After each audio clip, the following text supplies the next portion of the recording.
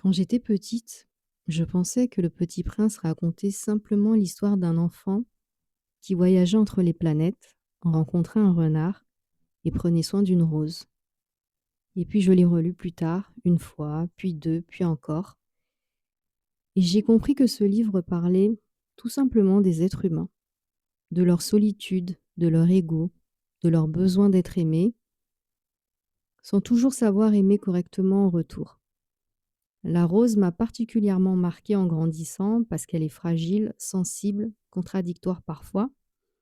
Elle aime le petit prince, mais elle communique maladroitement.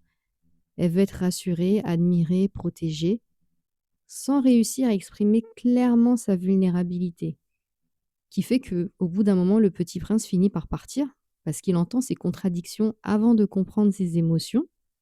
Et j'ai trouvé ça bouleversant parce que beaucoup de relations humaines ressemblent à ça clairement. On écoute les mots, les maladresses, l'orgueil, les peurs, on retient que les mots durs, mais on oublie parfois de regarder ce qui se cache derrière.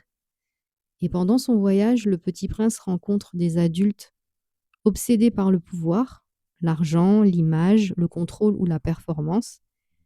Des adultes qui semblent avoir grandi extérieurement, mais qui paraissent intérieurement déconnectés d'eux-mêmes. Et je crois que c'est un livre qui pose un sujet et une question très profonde. Comment devenir adulte sans perdre sa capacité à ressentir sincèrement? Comment retourner à son innocence? Parce qu'au fond, Le Petit Prince nous rappelle que ce qui donne de la valeur à quelqu'un ou à quelque chose, ce n'est ni l'utilité, ni l'apparence, ni la possession. C'est le lien, l'attention, la présence. Et je ne veux volontairement pas trop raconter l'histoire parce que certains livres doivent être découverts personnellement. Mais sincèrement, si vous l'avez lu enfant, relisez-le adulte. Vous allez comprendre peut-être enfin pourquoi c'est un livre qui traverse des générations avec autant de profondeur.